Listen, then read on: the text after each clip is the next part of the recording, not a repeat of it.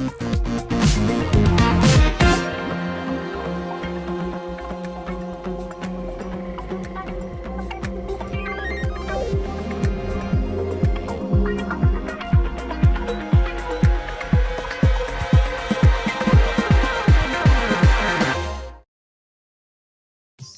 right. Excuse me. Jesus. Good morning, everybody. Welcome to the party. Today is Monday, September 8th, 2025. This is episode number 957 of your Simply Cyber Daily Cyber Threat Brief podcast. I am your host, Dr. Gerald Auger. No issues this morning. Just kind of getting a little set up here after the weekend, fighting back a little bit of an illness, a throat, kind of centralized, localized sore throat situation. But we're going to be crushing through this. If you want to know how to stay current on the current state of cybersecurity and go beyond the headlines to level up as a professional, well, then stay tuned, because that's what we're doing here over the next hour alongside my friends Abimola, Sean Sailors, Marcus Kyler, Kelly Ann's. We've got the entire mod team up in here. Folks like Jenny and Haircut Fish, Kimberly Can Fix It. Guys, we're going to be shredding the top cybersecurity news stories of the day, and I'll be doing everything within my power over the next hour to deliver cyber threat insights that go beyond the headlines and basically allow you to basically drive cyber risk down for your business stakeholders, as well as level yourself up as a professional, be able to crush those job interviews and so much more. Do want to say shout out to so many of you who show up on the regular. Definitely genuinely appreciate it. We got Cyber Shinigami with the 25-month squad membership. Love it. It is Monday, which means only one thing. At the mid-roll, we'll be recognizing one member of the Simply Cyber community. Holla. No, I know. Guys, we're going to be crushing it. I'm super pumped. I hope everyone had a great weekend. If you had to work over the weekend, I hope it wasn't too bad for you. We're all about good times in here. Now, I want you to know every single episode. Hey, Mary Ellen Kennel. Not sure if you got the kids in the car there, but ain't nobody got time for that. I feel like it was that sound effect that captured her daughter's attention. Guys, I want to say every single episode of the Daily Cyber Threat Brief is worth half a CPE. So say what's up in chat, grab a screenshot, file it away once a year, count the screenshots, divide by 2, as simple as that. It's really, okay. It's really as simple as that. You can get up to 120 CPEs. Face Doyle squad member. What's up, Face Doyle? Hope everything's good across the pond, my friend. So what's up? Just drop a screenshot. If you want to take a screenshot, I'd recommend getting the show title in there, because the title has the date and whatnot. So definitely all about good times. If today's your first time with us, welcome to the party, pal. Just drop a hashtag first timer in chat. Let us know it's your first time. Not so we can call you out and point at you and be like, oh, look at the new guy. No, we're all about support, inclusion, and empowerment here at Simply Cyber. And if you're here for the first time, we want you to feel welcome. We want you to be comfortable here. And it's as easy as that. So let us know with a hashtag first timer in chat. Or if you're here for the tacos like Tim Ferrari, can't hate on that.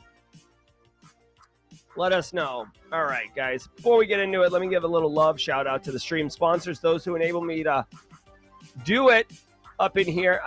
I swear to God, I thought I did Delete Me last week, but I can't remember, honestly, between Delete Me and Flare, because we flip-flop, but I'm going to do Delete Me today.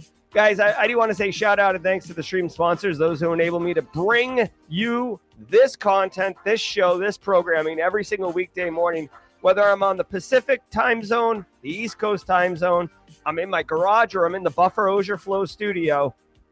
Thank you, Anti-Siphon Training. Anti-Siphon Training is disrupting the traditional cybersecurity training industry by providing high-quality, cutting-edge education to everyone, including you. And I want you to know that this Wednesday at noon Eastern time, they are going to be doing their anti-cast, talking about info stealer threat networks.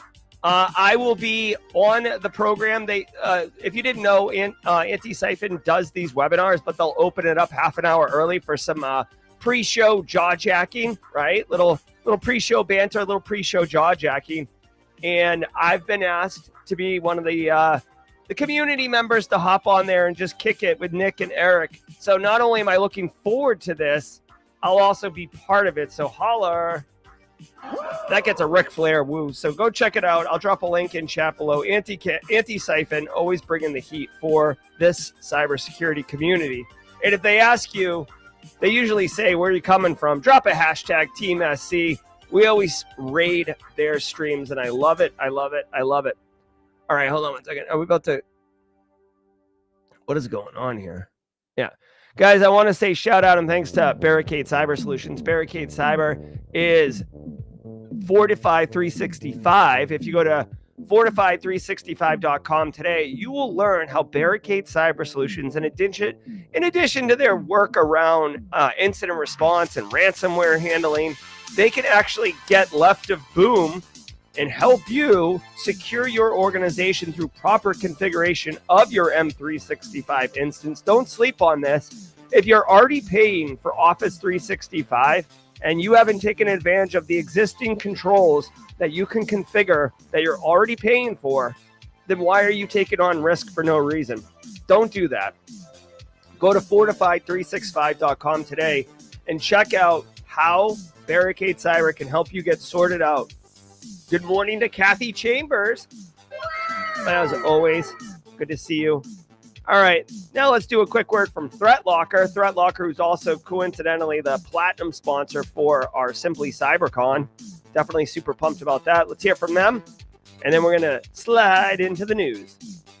I want to give some love to the daily cyber threat brief sponsor, ThreatLocker. Do zero-day exploits and supply chain attacks keep you up at night? Well, worry no more. You can harden your security with ThreatLocker. Worldwide, companies like JetBlue trust ThreatLocker to secure their data and keep their business operations flying high. ThreatLocker takes a deny-by-default approach to cybersecurity and provides a full audit of every action allowed or blocked for risk management and compliance. Onboarding and operation is fully supported by their US-based Cyber Heroes support team. Get a free 30-day trial and learn more about how ThreatLocker can help prevent ransomware and ensure compliance. Visit threatlocker.com/dailycyber.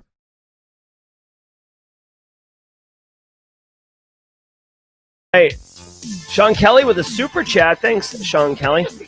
Happy Monday, Team SC. When you rise, be sure to reach out and bring somebody else with you. Hashtag cyber community. Heck yeah, man. That is what we're talking about right there. Love it. Thanks so much, Sean, for the super chat. And thank you for the positive, just the positive messaging. It is all about good times.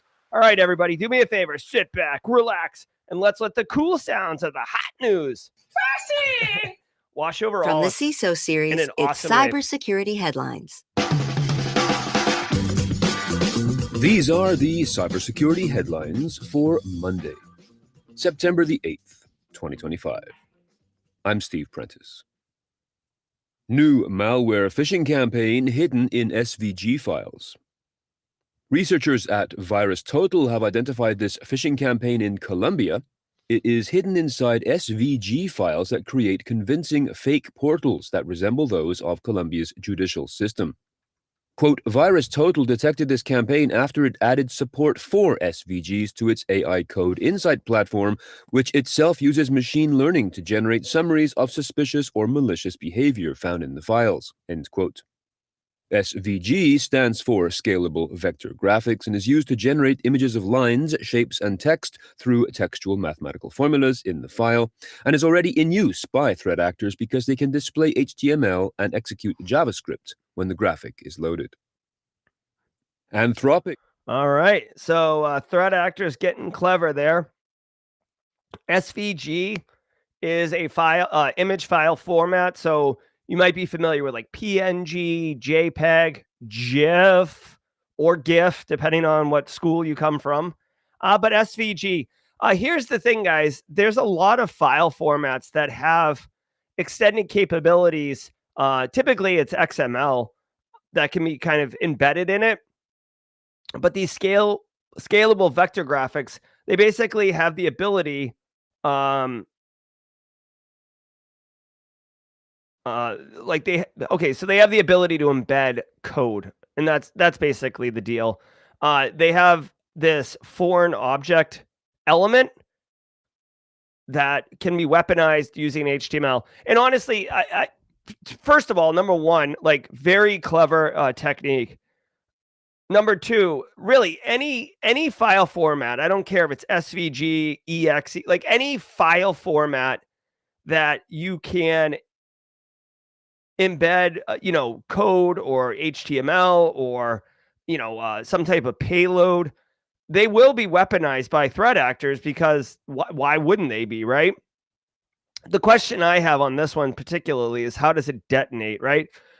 Again, when you think of malware, you want to think like, okay, like, because here's the deal. When you think malware, you want to think, how does this detonate, right? Like, if I took an exe malware, right, just like a straight up basic B piece of malware, and I put it on my computer is not infected. Just it's not like radioactive where if you get near it, you're in trouble. I'd have to execute it on my computer, right? So I could do static analysis on it and it's not a big deal. This SVG file, if I put it on my computer, I could download it from VirusTotal right now, put it on my computer and it's not a problem. The problem is, how does it detonate? Right now, an image file, you wouldn't run like an executable. An image file, you would open using some type of image viewer. And like, but how? Like, exactly? Like, to my point is like, okay, so is it any image viewer? Is it a special image viewer? How does this work? Okay, so let's look at this.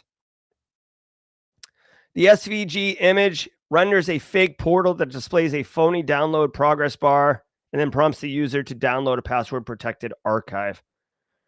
Okay, so the malware isn't even in the file itself. The SVG file is a graphic that gives you like a lookalike landing page with a pop-up for you to download something. Okay, so TLDR, you would...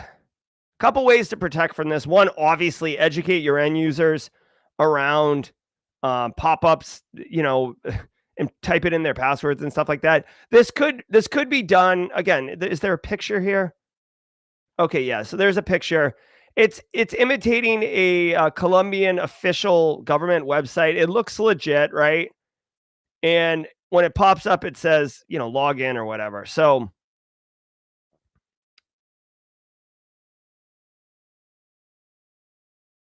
this is basically like a social engineering attack where you pull down the payload and execute it. The payload is the Komodo. Wait.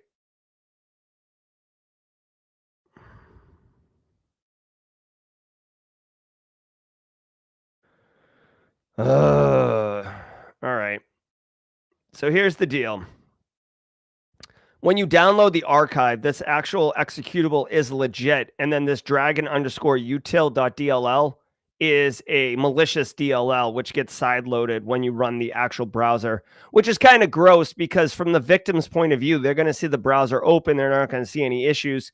And the sideloaded DLL, which is basically a DLL, is basically just a portable executable file format that you don't run natively. It's like other executables run it. That's got the malware in it and you're screwed.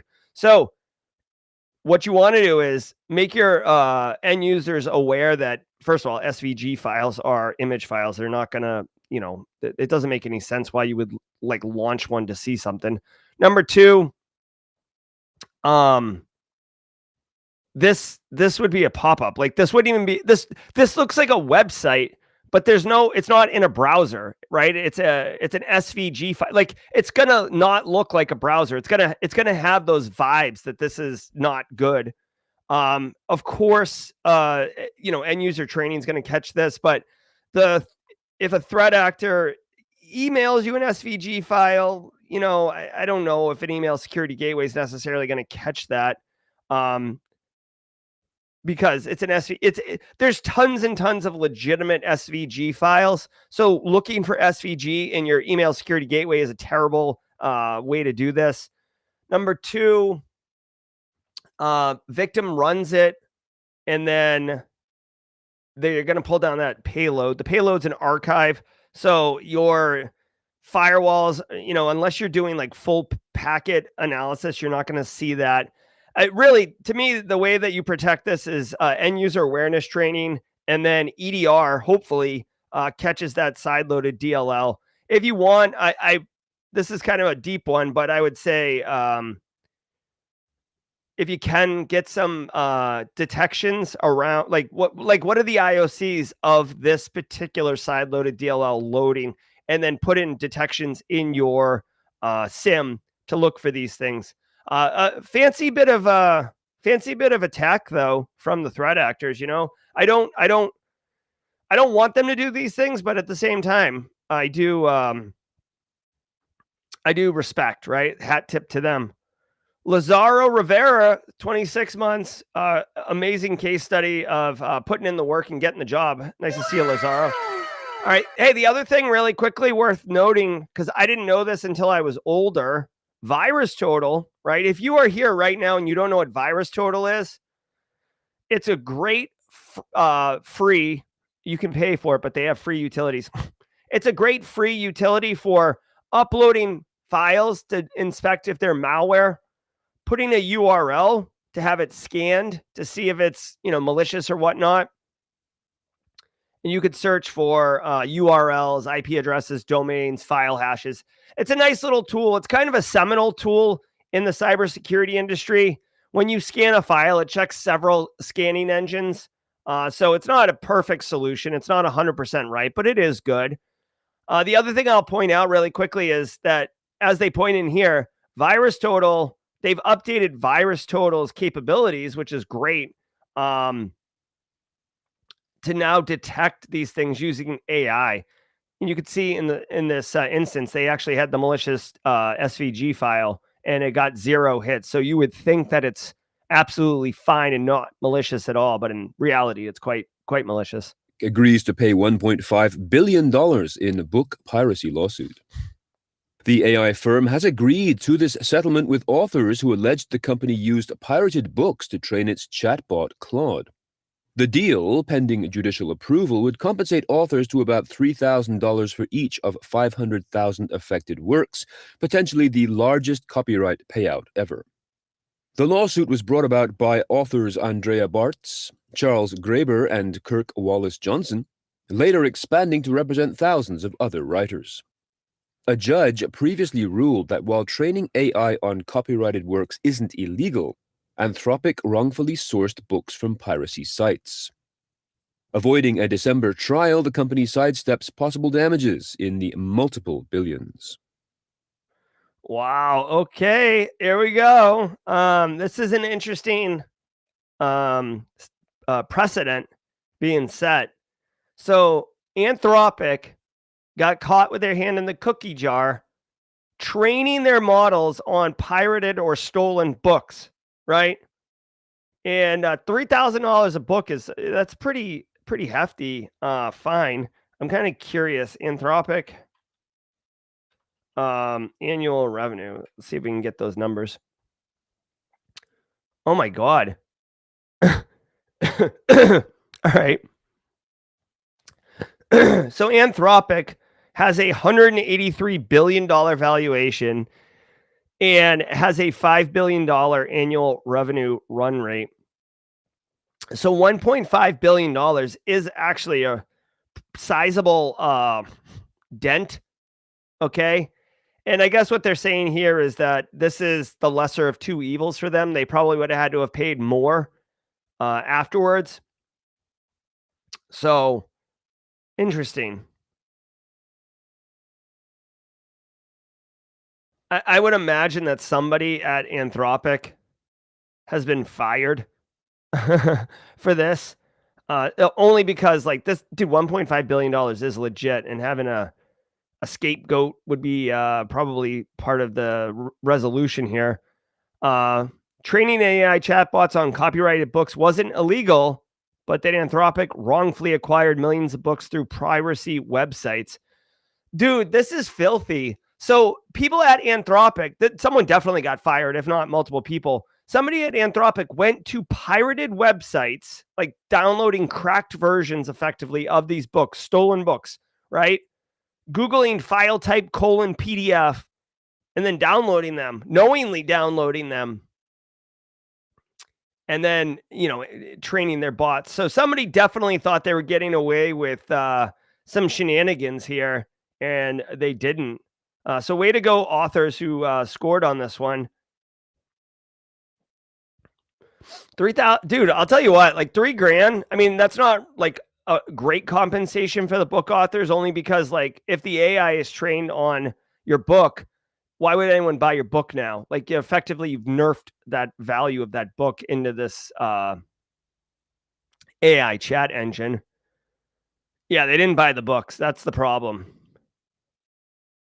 So there we go. Qantas penalizes executives for cyber I mean, this is just an interesting story, not really a cyber story. attack. Following up on a story we covered in July, the Australian airline Qantas has cut annual bonuses for senior leaders by 15% after the July cyber attack that exposed data of 5.7 million people. The airline reported a $1.5 billion profit for the past fiscal year, but said the penalty reflects accountability for the incident. CEO Vanessa Hudson's pay was reduced by $250,000 as part of this decision. Chairman John Mullen noted the move balances responsibility with recognition of efforts to support customers and strengthen protections. Qantas added that it is facing rising social engineering threats and is using lessons from the breach to enhance its risk management framework. All right. All right. I mean, way to go, Qantas. So Qantas Airlines, I believe this is like the official airline of Australia flying around. They got hit with a cyber attack and they're garnishing executives' pays.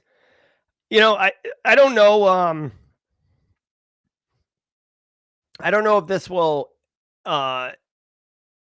affect the decision making of the people at Qantas who are in charge, but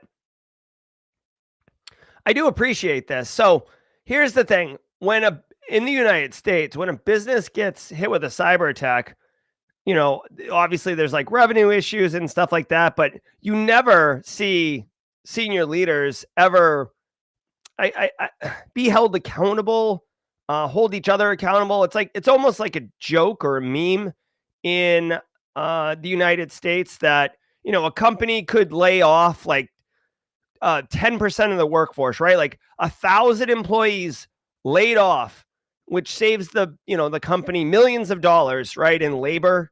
And then because of this cost savings, the executives get some type of like bonus, right? And it's just super tone deaf because you're like, Jesus, man, you just like ruined 2,000 families or 1,000 families, and you're sitting here talking about buying another boat or buying another airplane or whatever. And it always kind of drives that wealth divide.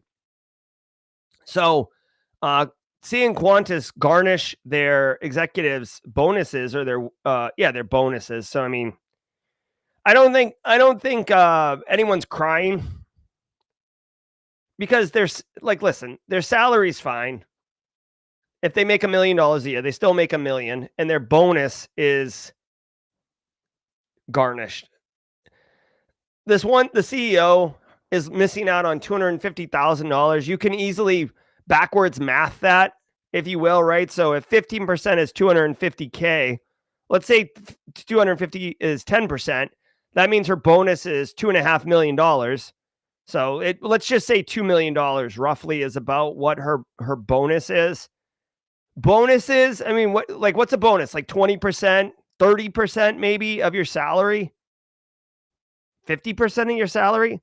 So, I mean, even if you go over the moon with what her bonus is, it's, she's making $4 or $5 million. So like, again, hey, go get your money, do what you got to do. I don't know if $250,000 when you make, $4 to $6 million a year, it is, impactful, I guess. I don't know. I guess for us mere mortals in here, let's say we make $100,000 a year. If someone took,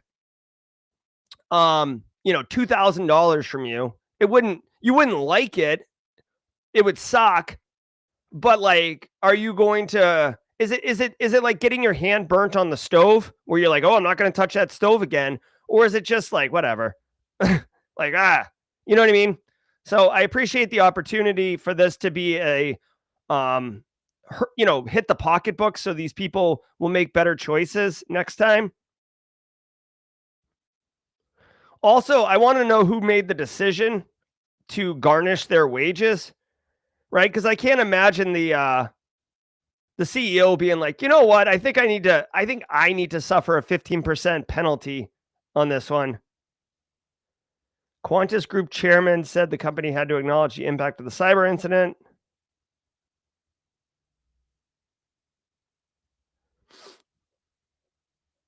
Yeah. All right. Oh, good. You know what? To me, the board is taking action. I'd like to see more of this.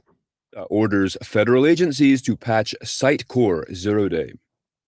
Federal civilian agencies have until September 25th to patch the vulnerability within the content management system following a recent attack involving the bug, which affects several Sitecore products.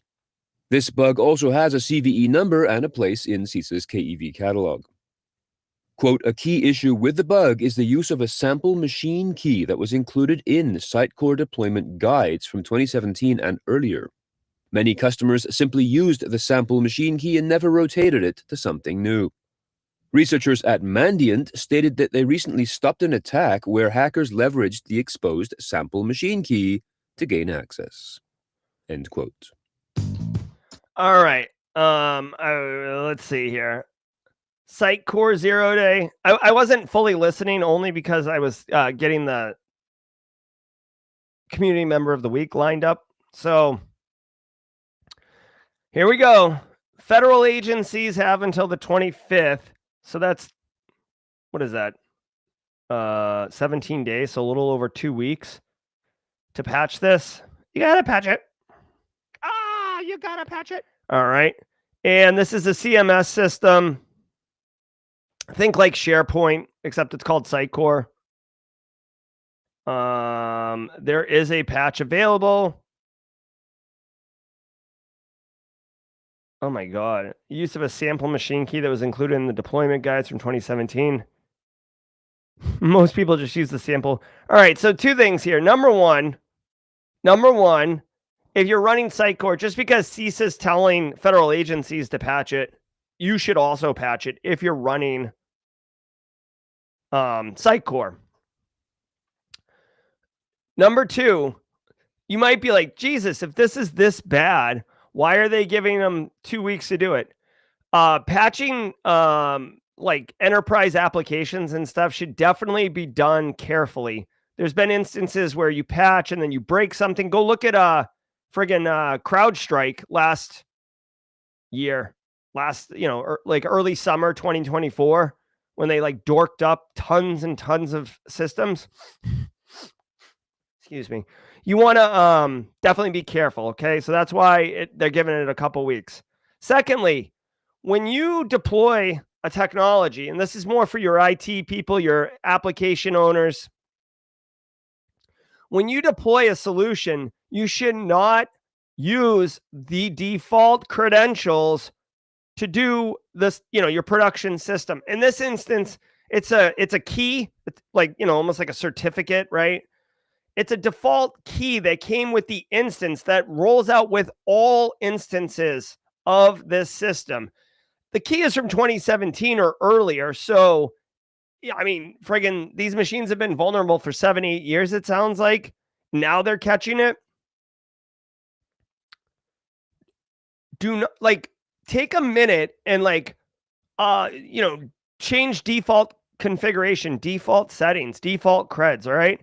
I wish, honestly, I really, really wish that systems would not allow you to access them for production use without first changing the password. Some routers, you'll see some routers do this, where you log in to initialize it, and it's like, hey, before you do anything, change your password. I like that. Also, shout out, I know AT&T, for the consumer modem routers that they send average people, typical normal people out in the world for AT&T internet service. They have unique admin passwords printed on a sticker on the side of them. I think that's pretty good. You can't brute force it. You can't, it's not a crap password that you can just get access to. All right. So there is value in that. But TLDR, you got to patch it. You got to patch it. Also, since we're here, CVE 2025-3690. Let's take a look at EPSS lookup. Drop this in here. And pretty gnarly. This is actually very gnarly now that I look at it. Jesus. CVSS scored 9 out of 10. That's not good. EPSS scored 19%. So if you're running Sitecore, you literally have a 1 in 5 chance of getting exploited in the next 30 days. You don't want that. And it's, of all the vulnerabilities in the EPSS database, which there's hundreds of thousands, this one ranks in the 95th percentile for grossness. So ain't nobody got time for that. Ain't nobody got time for that. Huge thanks to our sponsor, Vanta. Ugh. Do you know the status of your compliance controls right now? Like right now? Oh my God. We know that real-time visibility is critical for security, but when it comes to our GRC programs, we rely on point-in-time checks. But more than 9,000 companies have continuous visibility into their controls with Vanta. Vanta brings automation to evidence collection across over 35 frameworks like SOC 2 and ISO 27001. They also centralize key workflows like policies, access reviews, and reporting, and help you get security questionnaires done 5 times faster with AI. Now that's a new way to GRC. Get started at vanta.com/headlines. That is VANTA.com/headlines. All right.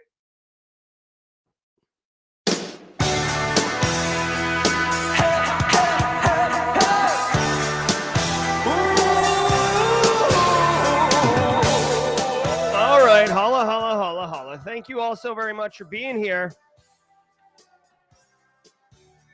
This is the mid-roll. Thank you all so much for being here. Genuinely appreciate it. You guys are the best.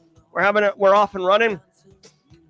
I do want to say shout out to the stream community, like Kathy Chambers, Devin Grady, Elliot Matisse, Jesse Johnson getting up early. Good to see you, Jesse. The old cosmic cowboy himself. Thank you to the stream sponsors, Barricade, Anti-Siphon Threat Locker, and Delete Me. We'll do the Delete Me. I really feel like I did Delete Me last week, but I'll have to go back and fact check this. I'll do it today just to be safe. Guys, Delete Me makes it easy, quick, and safe to remove your personal data online at a time when surveillance and data breaches are common enough to make everyone vulnerable. It's easier than ever to find personal information about people online. Having your address, phone number, and the family members' names hanging out on the internet can have actual consequences in the real world and make everyone vulnerable. As someone with an active online presence, privacy is really important to me. I have kids, I have a wife, I have a home, I have a life, and I love being someone who can serve this community and share with the greater good. But I also would like to have the opportunity to shut it down and have privacy and pick and choose who comes to my house and when they come, right? So definitely want to control that, and Delete Me helps me. Take control of your data, keep your private life private by signing up for Delete Me now at a special discount for our listeners. Get 20% off your Delete Me plan when you go to joindeleteme.com/simplycyber and use promo code simplycyber at checkout. The only way to get 20% off is to go to joindeleteme.com/simplycyber, enter code simplycyber at checkout. That's joindeleteme.com/simplycyber, code simplycyber. Thank you. All right, Goose Mullet saying, I run a music school and my kids are playing this song this season because of you. Heck yeah. All right, hopefully they enjoy the la la la la la. Hold on, Dakota Strong's getting shout outs from Phil Stafford. I don't know what happened here, but Hey, so every single day of the week has a special segment. And Mondays is Simply Cyber's Community Member of the Week, sponsored by ThreatLocker. ThreatLocker takes a deny by default approach to application security, cybersecurity. And they sponsor this segment, which means that our Community Member of the Week gets recognized and gets a $100 Amazon gift card or Simply Cyber merch, their choice. Ladies and gentlemen, I'd like to introduce you to this week's Simply Cyber Community Member of the Week. Dan Ulabari goes by Mad Destroyer.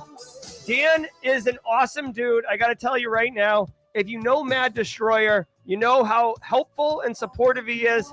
He's always jumping around in chat. He's in Discord, hooking it up. He doesn't ask for attention. He doesn't ask for anything. He just gives. So if you don't know him, I'm really, really happy to introduce you to him. Dan, you are our Simply Cyber Community Member of the Week. And if you're coming to Simply CyberCon, you absolutely will have a chance to meet Dan. I'm going to meet him for coffee. He's a big coffee guy. The fact that I drink Starbucks borderline makes him want to terminate our relationship. But he's willing to look past that. I'm going to go meet him for coffee next week and have a good time. All right. Hey, Goose Mullet, get your kids ready for this season because they need to know how to say la, la, la, la. Alpha Sierra, lead us. Go.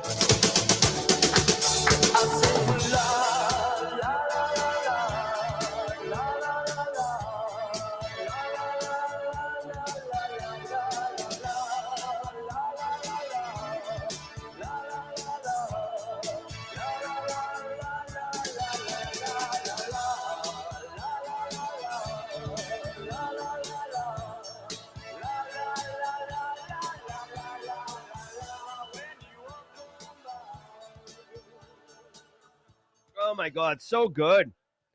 So good. Let's finish strong, everyone. Chess.com discloses data breach. The data breach impacted the organization, one of the world's largest chess-playing portals, after threat actors, quote, gained unauthorized access to a third-party file transfer application used by the platform, end quote. This occurred in June and lasted for 2 weeks. According to the investigation that followed, the incident impacted PII of just 4,500 users, a very small percentage of the platform's estimated 200 million member user base. Representatives from chess.com emphasized that, quote, the incident only affected the unnamed third-party app, while its own infrastructure and member accounts remain unaffected, end quote, and also that no financial information has been exposed. All right. So chess.com, if you play chess, this is definitely the universally accepted platform for chess people. Now, just as a fun fact for everybody, James McQuiggan at 35,000 feet is very good at chess. Elo over well over 1,000. He and I had our first date, I guess, playing chess on a full-size chessboard in Vegas at a park, the park one, the baseball one by Paris. And I did beat him in that first match because he got a little full of himself and made a blunder. And I've never let him forget that because he normally just smokes me on chess. So if you're looking for a challenge, definitely do that. And if you play chess, if you're a chess player, let us know in chat if you're on chess.com. Just to, maybe you could meet some other people in the community and play chess with them. All right. So chess.com gets the story as far as the headline, right? It says right here, chess.com discloses breach, right? And we're talking about chess.com, but it was a third-party file transfer application that the company uses, the platform uses. So when you're playing chess, you're not on chess.com. I have the app. You're not really moving files around and stuff like that. So, unfortunately, this is a supply chain issue, right? You've got this third-party risk that you brought in, unfortunately. Let's see. The threat actors had access for 2 weeks. The question is, what kind of data was it, right? They're saying that it's individual data, but what was it? Was it an Excel spreadsheet with some people's information or what? 100 million user base. Like I said, this thing is quite popular. 4,500 users impacted, which is like less than, I mean, that's like a thousandth of 1%.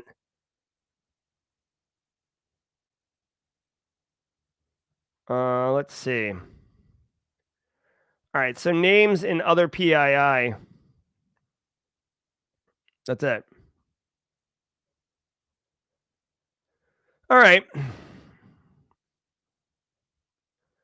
All right, so chess.com is actually offering identity theft protection, which, you know, I guess they have to, but this is a small issue. You know, 1,000th of 1% of their user base impacted. Unfortunately, this is, you know, how you have to do business in 2025. I would suggest or recommend. I wouldn't use this as a case study for your business, but I would say, hey, listen, for your next tabletop exercise, if you're doing tabletop exercises with any level of frequency, you know, this is a great scenario. Hey, a third-party app that we use internally suffers a data breach, and, you know, 1% of our customer base is impacted. Now, in this instance, it's like 1,000th of 1%. But to make the tabletop exercise pretty good, I would say like 1% was impacted, because I feel like when you do a tabletop exercise and you say 1% was impacted, it really is a situation for the executive team to be like, well, wait a minute, like, is this something we care about? I don't know. Like, it's up to, you know, it's up to you. Does every record matter? Does every customer matter? Or are you just like, whatever, we'll handle the blowback from this one? I don't know. But I mean, chess.com, it sucks. It's a friggin' supply chain risk. I'm big on supply chain risk in 2025. NYU team behind AI-powered PromptLock malware. On August 28th, we brought you the story of PromptLock, analyzed by ESET and thought to be the world's first AI-powered malware. Researchers at NYU's Tandon School of Engineering have now confirmed they created the code, quote, as part of a project meant to illustrate the potential harms of AI-powered malware, end quote. The team has published an academic paper and called the project Ransomware 3.0, since it, quote, exploits large language models to autonomously plan, adapt, and execute the ransomware attack lifecycle, end quote. All right. Really quick. This was in the news last week, PromptLock. And, you know, I don't say it very often in the intro anymore, but I don't research or prep these shows. So I'm reading this and finding this out in real time with you as well. I forget how this one worked.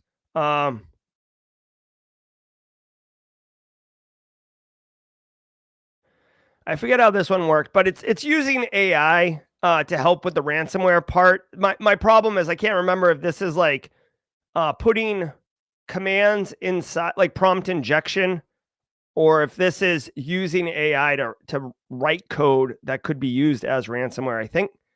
I think that's what it is, though. Here's an academic paper. Definitely. This is one of the few times, honestly, where you'll see academic research that is like right up in reality's face. Usually it's a lot more,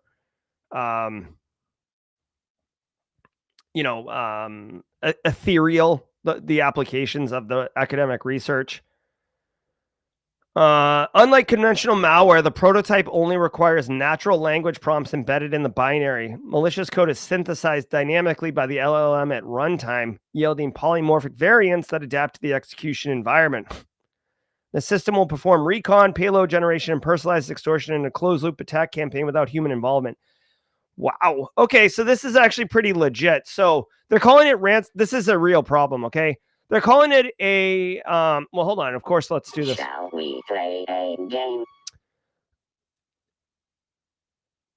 This is really weaponizing AI, right? And of course, we have guardrails on AI that should stop this from happening. But when you start rolling your own AI, doing it on your own infrastructure, you can pull those guardrails off. Of course, there's multiple examples of prompt injection to break through guardrails. And what this thing does is, you at at runtime, right? So you tell it go, and then once it goes, it'll analyze the system itself. It'll develop a custom malware, like ransomware variant at that time, and then detonate it. You'll notice they use the word polymorphic, okay? Polymorphic just means that every instance of the malware is different, which means your signature-based anti-malware solutions aren't going to work, right? This is the whole thing with using hashes and fingerprints, which is basically the way that anti-malware used to work. Anti-malware back in the day, like in the 2000s, you would get like, virus definition dictionaries. You'd update them every day, and it would just basically be file hashes, and you would stop on those. In 2025, that doesn't work anymore. You really need dynamic behavior-based anti-malware solutions. And this polymorphic one is just another, this certainly doesn't hurt. I'm glad that the researchers are doing this. This will make a lot of news. I will tell you, there's no question that threat actors are going to use this and weaponize it. The good news is for us, okay? The good news is the same techniques that we've been using to protect from ransomware are still applicable, right? So it's not like we have to come up with a new AI ransomware defensive schema. I say this all the time, so let me just reiterate it, okay? Ransomware is definitely the number one threat that you got to be worried about, okay? Unless you're like, percentage-wise, it's the number one. Threat actors make so much money on it. It's so effective. It's so powerful. It's so useful from a threat actor perspective that there's no reason for them to look for a different solution or a different way to make money than this, because it's hyper effective. All the things, okay? End user awareness training, because the ransomware has to get on your system to detonate, right? So educate end users, right? Don't stick USB devices into systems you shouldn't. Don't click on things you shouldn't. Don't, get learned on social engineering attack techniques. EDR solutions. Hey, behavior based. You see something detonating. You see a PowerShell, like a cradle pulling down something that's obfuscated, right? And then running in PowerShell, like not a good look. All right, behavior based. Stop that. Network segmentation to avoid the blast radius from going larger. Backups, testing your backups. Tabletop exercises to recover faster. Understanding what your main critical systems are. Understanding the order in which to restore them. Continuing business operations in spite of an ongoing cyber attack, right? Cyber resiliency, not just cybersecurity. It's all those things, right? This is this isn't good, right? I'm stunned, honestly. This right here would have been a front page major news story if this was a Black Hat talk, which this is totally a Black Hat talk. So anyways, let's keep cooking. Frostbite 10 bugs threaten refrigerators at major grocery chains. Researchers at OT security firm Armis have discovered 10 vulnerabilities which they have named as the Frostbite 10, that is Frost BYTE 10, located in Copeland E2 and E3 controllers. These OT controllers are widely used in supermarkets and cold storage facilities to manage refrigeration, HVAC, and lighting. 3 of the 10 flaws were rated critical, potentially allowing attackers to alter temperatures, spoil food and medicine, and disrupt supply chains. After having been alerted, Copeland released firmware updates to fix them. Customers are urged to upgrade promptly, especially as the E2 model reaches end of life in October. All right, here we go. Super chat. Johnny V dropping a super chat. Thanks, Johnny. Guardrails can be bypassed through adversarial prompt engineering and AML techniques. 100%. Zemif wants to know, is your refrigerator running? Harken back to yesteryear of pranking people on the phone. All right, guys. This is an OT story. I tagged Mike Holcomb in chat. Mike, is our OT Simply Cyber community member. I'm appointing him right now. He doesn't know this because I'm doing it like in real time. But if you have OT ICS questions, we have a podcast on the channel called Simply ICS Cyber with Tom Van Norman and Don Weber, which is amazing if you're really into that. But if you want to get immediate answers, Mike Holcomb, our very own, is running around with OT knowledge, industrial control system knowledge. This story is right up in his face. So, dude, when you go to the beer aisle, right? As one is want to do. You go to the beer aisle, you're going to pick up some Bound by Time from Edmunds Oast for the Patriots game, right? You expect those fridges to be cold. Also, guys, think about, dude, in the United States right now, beef is wicked expensive. We're talking $30 a pound in some instances, okay? If you have 3,000 pounds of beef, right, and the fridge gets shut off, guess what? You got $3,000 of beef that's getting warm, which is, not good, right? So we're talking real money. The refrigerators that run these things can be compromised and turned off, basically, which is an availability issue with major business impact. Let's see how this works here. Armis found it and reported it. So it's interesting they say OT firm Armis. I don't think of Armis as an OT firm. I don't know about anybody else, but I think of Armis as a passive vulnerability scanning solution company, but certainly could be applied to OT environments. All right. Let's see here. You got to upgrade your OT. Mike Holcomb, I got a question. Is Mike in chat? I got a question. Like, how realistic is it to apply these firmware patches? You got to patch it. Sean Kelly, don't even start. I went to bed last night because the Ravens were kicking the Bills' butt, and I felt good enough. And I woke up this morning, and ugh. All right. Guys, here's the deal. OT systems, they need to be patched and loved and nurtured too, not just, set it and forget it. Unauthenticated remote code execution. If you see a vulnerability that has unauthenticated RCE or remote code execution, that is a bad situation. That's kind of the worst combination of things. Let's see. I don't know. I guess the TLDR here is there's two things. Number one, if you have refrigeration units in your environment, you should make sure that they are not susceptible to this and patch them if you can. If they're not involved with this, you may want to take this as an opportunity. David Robbins, a 7-leg parlay, bro. Wow. If you're not in scope of this, you may want to just take it as an opportunity to get with your facilities people and just say, hey, what technologies are we using for refrigeration, for example, in this instance?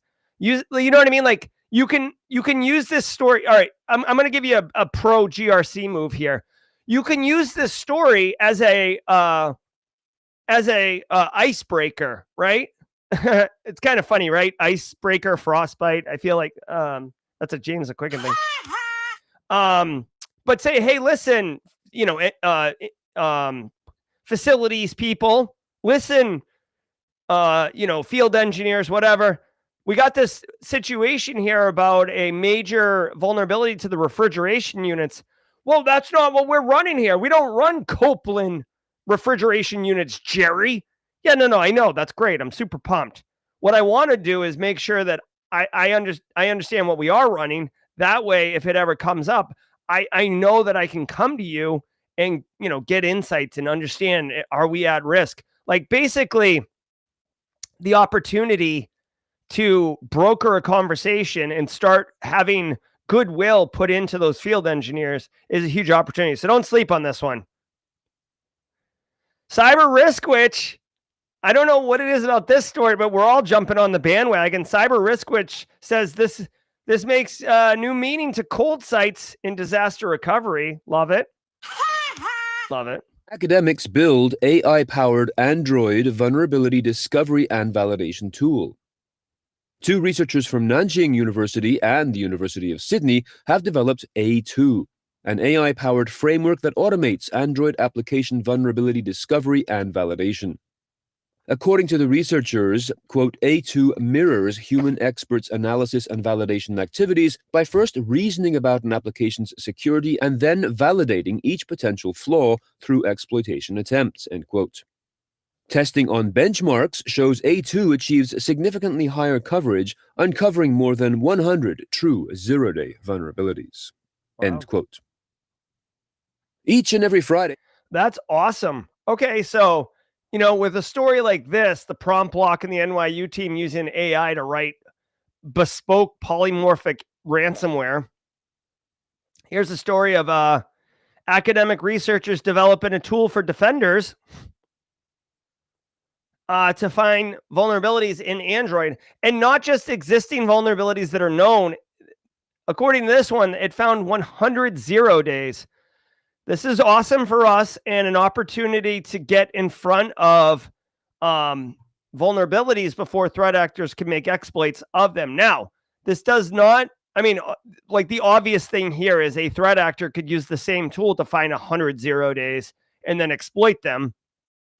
But you would hope that software development teams and businesses that are writing code would use these tools to help find bugs and flaws in their code as part of their software development pipeline and fix them prior to releasing the code into the production branch, right? So this is super awesome. I would imagine this is academic research right now, but I would imagine that we're going to see more of this in the future as AI obviously continues to grow and be be utilized in both offensive and defensive techniques. Also, really quick, this came up. Well, hold on. Let me do it during the mid roll. During the jawjacking. I've got an update for a conference talk that I'm doing that I haven't. It was like a last minute conference talk that got sorted out at the end of last week. All right, so let's do this really quickly.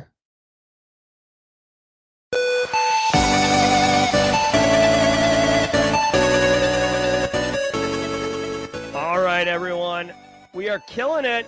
Don't go anywhere. I want to remind everybody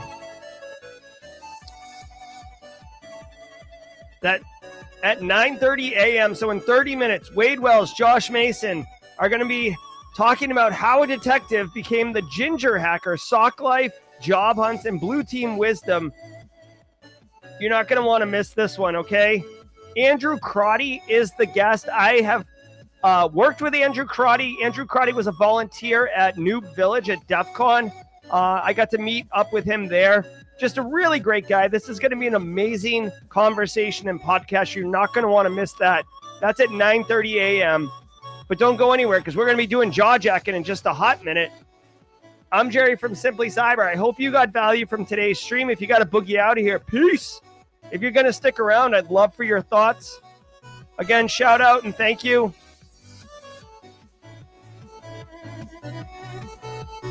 Thank you for being here and being part of the show. Really quick, I see a question from Upgrading Jeff. The question I has is any of the 0 days are not being reported and sold on the dark web?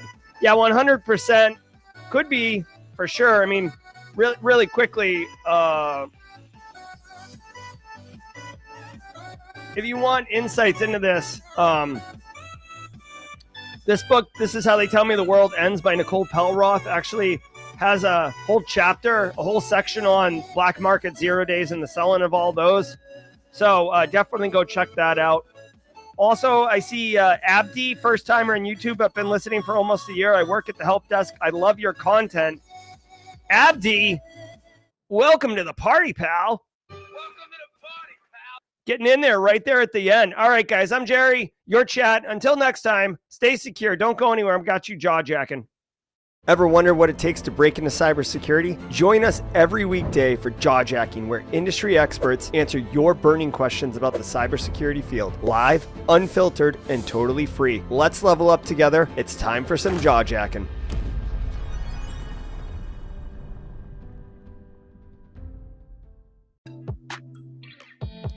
What's up, everybody? Welcome to the party. I'm Jerry Guy. I will be your host for the next 30 minutes, answering any and all questions that I possibly can. My goal for the next 30 minutes is to help you level up as a practitioner.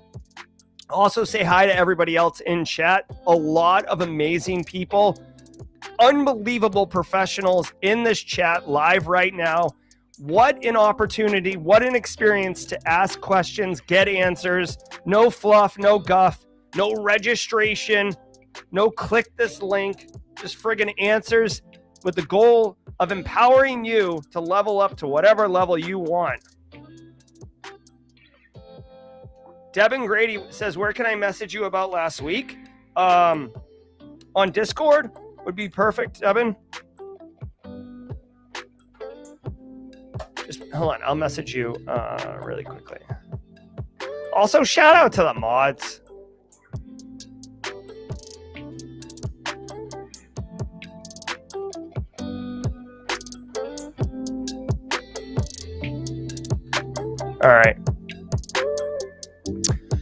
All right, let's get the questions going. What we doing here? What we doing? Really quick, if you guys allow me an opportunity.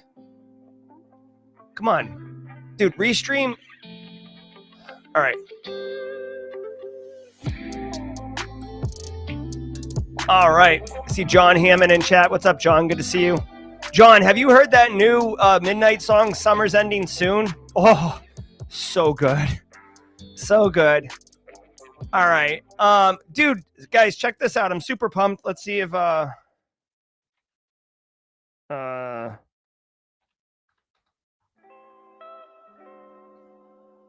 so I want to share this with everyone.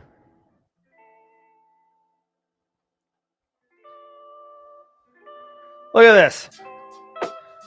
On September, well, this says Unicom.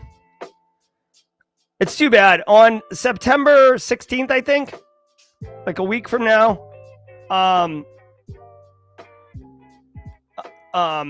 Scythe, which is Bryson Bort's company, is hosting a live virtual conference called Unicom, and I and Mick Douglas are doing a 25-minute talk on AI, but really, it's a very like heady psychological talk around what does our relationship with AI look like in the future. I think you guys are going to like it. Stay tuned. I'll get you links for all that. I thought the website would have been updated by now, but it looks like it's not. Super pumped. All right, let's get your questions answered as fast as I possibly can. Put a Q in front of it, and I will answer any and all that I can. Good morning, Wade Wells. What's up? All right, working backwards here. Ready to submit some job apps. Could you please post a link to your resume template? Yes. Mental Edge, I will get that. Mods, do you guys have the link to the 3 resume templates? Please, if you don't, I will get it for you, but I can't pull it up right now. I don't have it like right there. Kishin InfoSec says, what is an alternative to LinkedIn for networking? I made 2 accounts, both got locked, and now they want me to give my ID, and I don't know how I feel about that. That is interesting that they locked your accounts. I don't know if you were like abused. I guess there isn't really Discord. You can use Discord, go to conferences. Those are definitely great ways to network. Yeah, as far as if you don't want to give your ID, definitely don't do that. All right. Cyber Risk Witch says, do you expect Simply CyberCon to sell out? How long can I procrastinate making plans? Simply CyberCon, I hope it sells out. I think you've got a little bit of time. Cyber Risk Witch, I've got like a hype video coming out for the training.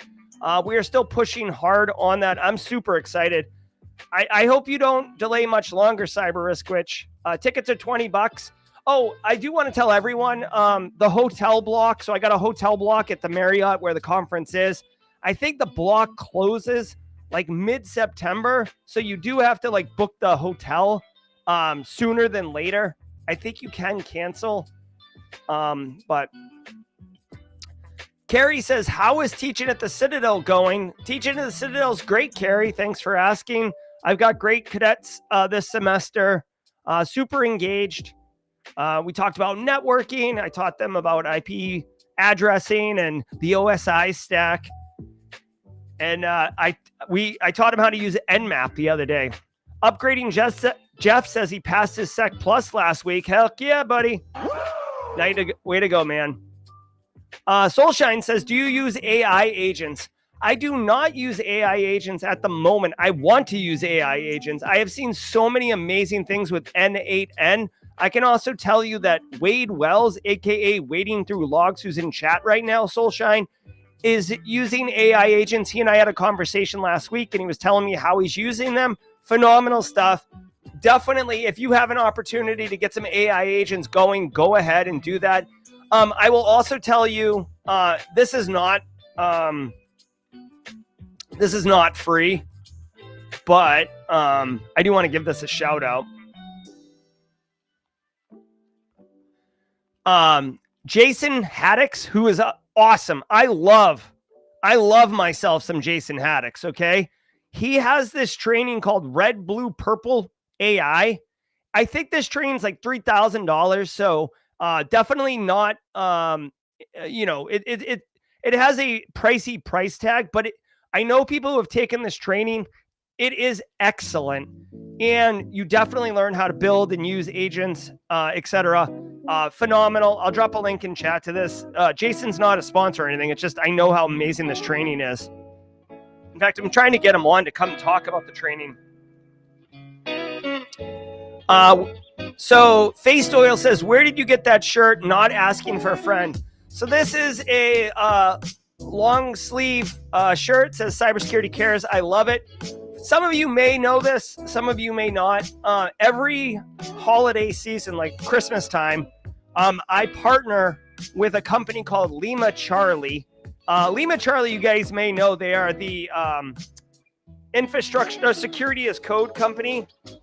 I love myself some Lima Charlie. If you know Lima Charlie, give a shout out in chat. But this is Lima Charlie, and they host a fundraiser.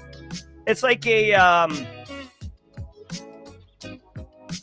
live stream fundraiser telethon type thing. And last year we raised a lot of money for domestic violence victims.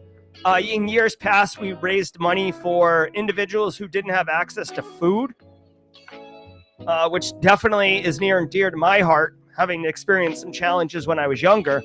So this, they gave it to me as a gift to say thank you. So you can't buy this shirt. This was a gift based on that. But if you want Faced Oil, you may be able to talk to folks at Lima Charlie and find out. Also, we're getting close to the holiday season. I would assume that they're going to do this again next year. Yeah, let me see if I can. Yeah, right here. Look. If you go to cybersecurity-cares.com, Faced Oil. Let me do this. You might even be able to buy the shirt. I'll tell you what, I mean, if they did it as a fundraiser, if you like the shirt that much, if they sold the shirt for say $50 or $100 and like 100% of profit went to the charity, I'm sure they would do that. All right, let's keep cooking. By the way, shout out to Jenny Housley. Kimberly can fix it in the mod chat. They are like firing questions at me, which is super helpful. Brews and Hacks, Kia Ora. Can we please get an update on the vulnerability management course? Yes. So I am developing the Simply Cyber Academy Vulnerability Management Analyst Masterclass. It's like 200 slides. It's extensive. It is very big.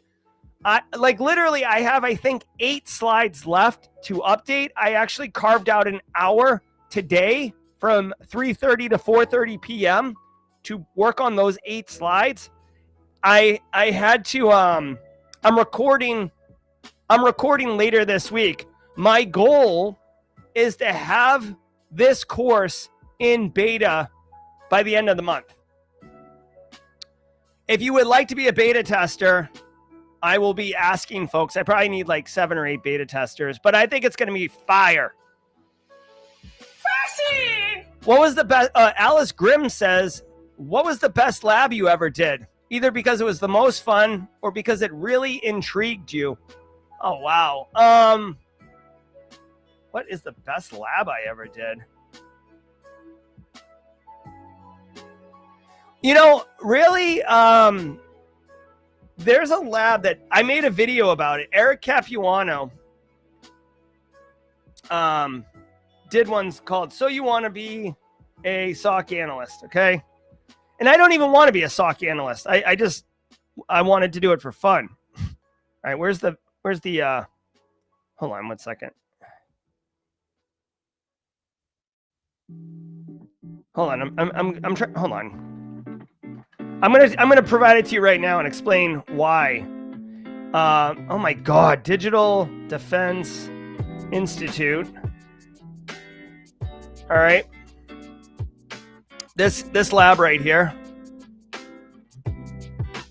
Come on, where is it? This lab right here. Okay, this lab right here is awesome. And Eric actually makes it a pay what you can one. I'll drop a link in chat to this one. Okay, go check that out. Listen, the reason that this lab is my favorite, Alice Grimm, is because this lab is so fun. You literally build a little lab with a super vulnerable VM. You stand up Sliver post-exploitation framework. You install Lima Charlie's EDR or Lima Charlie agent on the box, which is like an EDR. You throw attacks at it. You see them come into Lima Charlie. Then you tune the solution and harden it and stop the attacks from coming in. This lab literally, it says SOC analyst, but it's really got everything. You do a little bit of penetration, you do a little bit of infrastructure, you do a little bit of detection engineer, SOC analyst. Eric himself is a amazing professional. Like him and Whitney Champion are awesome people. They love helping. So like, not only is the lab like technically super sound and you pick up a lot of different techniques and insights, but like it's made with love. And I know that sounds like dorky, but I'm telling you, when you walk through it, like Eric is guiding you, and it's very much designed to help you have a great student experience. So I love that. If anyone else has done this lab, please let me know in chat. I love it. Steve says, what GRC tools software do you recommend to centralize your assets, policies, and procedures, etc.? I mean, honestly, there are some like enterprise grade tools like Archer and stuff like that. I don't know, man. I mean, honestly, for policies and procedures, like in my experience, I actually like having like one super document for those things. And you might think like, you know, if you're following traditional NIST 853, you'd have one policy for access control, one policy for risk management. The problem is when you go to look for something, you have to open all these documents. You get frustrated. If you have one super document, you can just Control F and find what you need to. So I like putting it on a super document and then using SharePoint personally. So SharePoint would be my answer to you for centralizing all those things. And then you can obviously use permissions on who can get access to the assessments and stuff like that. Yep. Also using vulnerability management tools with like a Power BI for the dashboard's pretty powerful as well. Alpha Boss says, do you recommend services that help remove personal information from the internet? If so, which one would you suggest? So Alpha Bot, yes. I mean, I use Delete Me, all right? And they are a stream sponsor, so I want to fully qualify that so you're not, like, I'm not just pitching it. Delete Me is what I use. They scrub my stuff off the internet. If you go to joindeleteme.com/simplycyber, you get 20% off. I find it useful. They report monthly on what they do, you know. So, but again, they're sponsors, so just, you know, check with somebody, you know, ask a friend too. Abdi says, hi, I'm trying to get into cyber. I have a CCNA test coming up. Currently have 3 years experience in tech support at a private equity firm. What other search would you recommend for me? Well, first of all, let me tell you really quickly, Abdi. That CCNA test is just so you know, it's a very practical, hands-on test. You will be configuring routers and switches and routing tables and routing tree protocols, and you'll be troubleshooting networks. So just be ready for that. I did not know that the first time I took CCNA. It's actually the first. It's the only cert I've ever failed. I went back and took it again and passed it just out of sheer spite. But I would recommend that. Now you're trying to get into cyber. I will tell you that the Security Plus is a bit of a golden ticket. It's not going to get you the job, but it'll help you not be eliminated from consideration for a job. You got 3 years in tech support. I mean, if you wanted, certainly some of these cloud certs like AZ900, AZ500 in the Azure space. I forget what the AWS ones are. Those could certainly be valuable.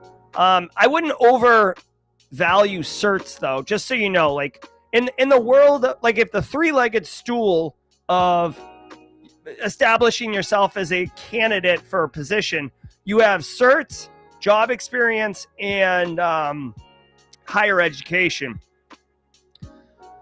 The higher education one is like kind of the least important, right? Like, so if you have a bachelor's degree in English, you still have a bachelor's degree, right? Like if you have a bachelor's degree in cybersecurity, it could help, but the practical experience is the one that is the most valuable, the one that's graded the highest. And certs are certainly valuable, but like the practical experience is number one. So don't go cert hunting and think that that's going to make you the number one candidate. Steve Young says, since we're seeing an uptick on supply chain attacks, thanks Salesforce, do you have a take on third-party monitoring tools? You know, as far as third-party monitoring tools, what I would say is, you know, I would subscribe to some of these threat intelligence platforms, right? So, like again, Flare. I like Flare. Flare's a sponsor, but I do like Flare, and I would use Flare. There's other ones: Pulse Dive, Gray Noise. Huntress might have threat intelligence. I'm not sure, but basically, staying informed on a threat intelligence platform that has dark web tie-ins. So you can see a third party getting breached or, you know, about to be breached or whatever before it hits. Like, you don't, if you can, you would like to know before you read about it in the newspaper, right? So that's what I would say. Third party risk. All right. Chimera Gonzalez says, love getting my day started with you, fine bunch. Thank you. And by the way, if you have stuck around here, I've got a surprise for you.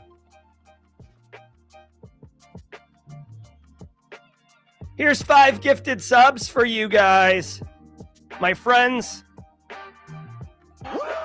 There you go, 5 gifted subs.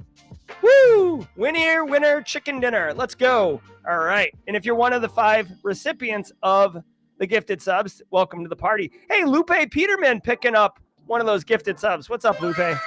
Big fan of Lupe. She's been a community member for a while. All right, continuing the questions. Thank you, Jenny. Yokoto Strong, Blue Badge, says, I just passed the CRIS this weekend. Which cert do you think is better for GRC next, CISA or CISM? Well, they are both excellent. The CISA and the CISM are both excellent for GRC contention. To me, I would say, what do you want to do? Right? CIS, to me, like the CISA is close to like the practitioner cert you can get, and CISM is as close to the management cert as you can get within the GRC space. So if you want to go management system for sure, if you want to be like the auditor or the risk assessor, you want to like get your hands dirty in GRC work, then a CISA. Both great though. All right. Luke Canfield says summer ending soon. Great stuff. Hell yeah, man. I'm loving it. All right, Sierra Montgomery with the super chat. Oh, by the way, guys, I don't know if anyone asked, but I did go running this weekend. I ran 5 miles on my new shoes. Really, really ripped up the back of my ankle. But that's okay. I kept running and it felt good. I'm in good spirits here. Hey, Sierra Montgomery says, have you released the SCCon meeting chat? Also, B-Sides Cayman's looking for the last minute speakers. If anyone is interested or free. Yeah, so I will tell you, B-Sides Cayman is September 17th through 19th. It's in the Cayman Islands, which is pretty cool. For some reason, I know I can't go. I was going to go, but there's a reason. I don't know. But anyways, yeah, if you're interested in have a back pocket talk and want to go to the Cayman Islands, it's a B-Sides though, so chances are you might have to fund yourself. When you say the SCCon meeting chat, I don't know what you mean by that, Sierra Montgomery. The stream where we're going to talk about SCCon has not been scheduled yet. But I will definitely do that. I'll try to do that this week, okay? Kishin InfoSec says, okay, we already did this one. Soulshine, when are you coming back to Illinois? You know, Soulshine, I'm not sure. I was doing work with with that Illinois risk healthcare management people, and they were wonderful people. But they haven't reached out to me in a minute. So I don't know if they're all set with me or what, but yeah. So I don't know, Soulshine.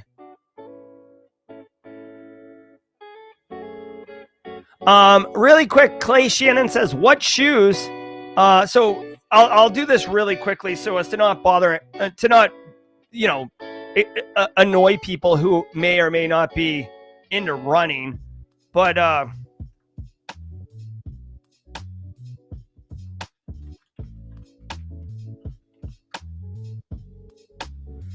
I run Newtons, right? So if you're a runner, you typically have shoes that you love. I run Newtons. And I bought these are the shoes right here. They were on sale, so I bought them. I've run these shoes before. They're excellent shoes, but what I should have done is I should have bought these shoes. These are like basically Newton's take on Hoka's. And this is super nerdy, but like, look at the, do you see the back heel on these? How the back heel it cuts up and then has this extra cushion on the momentums that I'm running. Unfortunately, hold on one second. If you see the heel on this one, it doesn't have that extra padding support, and it leans in. Plus, the tongue is really low. So yeah, this is what I'm running, and what messed my foot up. But that's okay. Still worth it. Who had the course on agentic AI? I've been playing with at 8N, but would love some practice. Silence Poet. This is Jason Haddock's red, blue, purple class. I'm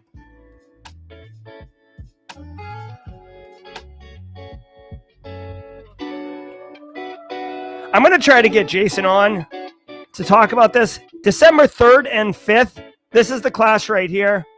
I'm going to reach out to Jason and see if he wants to come on Simply Cyber Firesides. I think this is $3,000 or $2,000. It's $2,000. So it's not cheap, but I will tell you, it is worth it. You will definitely get the value.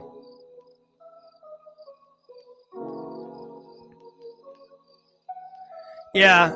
So I do have running. It's funny you guys say that about the socks. I literally, oh my God, you guys, I guess we're gonna do this. Hold on.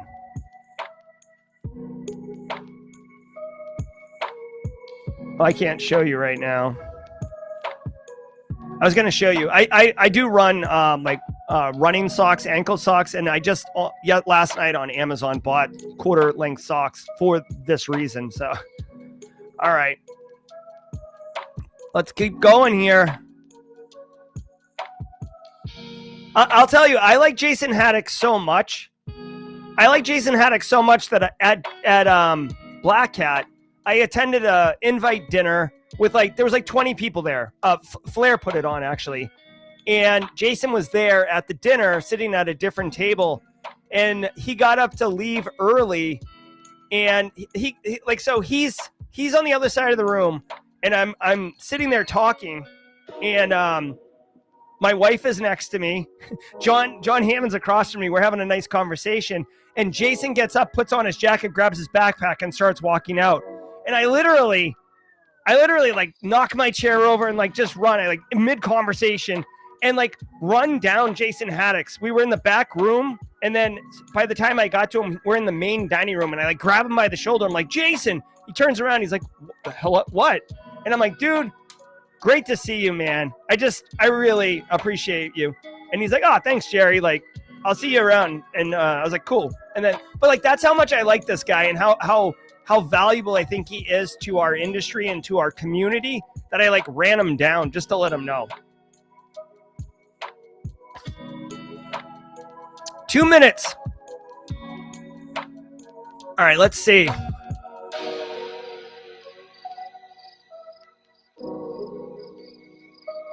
Chimera says she doesn't run on purpose.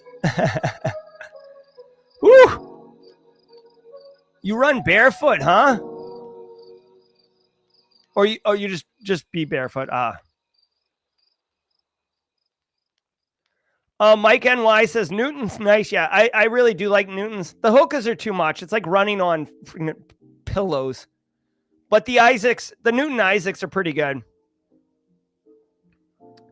I will tell you, once you get into Newtons, though, it kind of trains your you can't get off of them.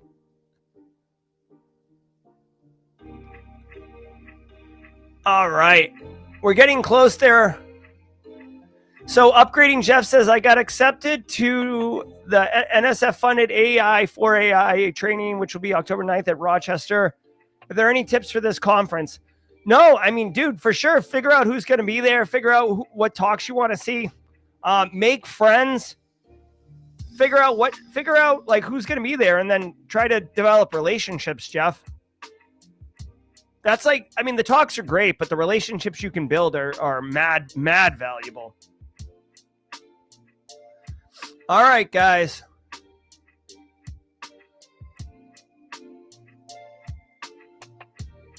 Oh my gosh. All right, guys, check it out. We're going to go over and raid Simply Defensive. My friend Wading Through Logs is in chat. Wade Wells. Also Josh Mason. Guys, I hope you have a wonderful day. Remember, every single morning at 8 a.m. Every single morning at 8 a.m., we're doing the daily cyber threat brief. I'm your Jawjacking host, Jerry Guy. Be well, and until next time, stay secure. Yeah. Let's go raid.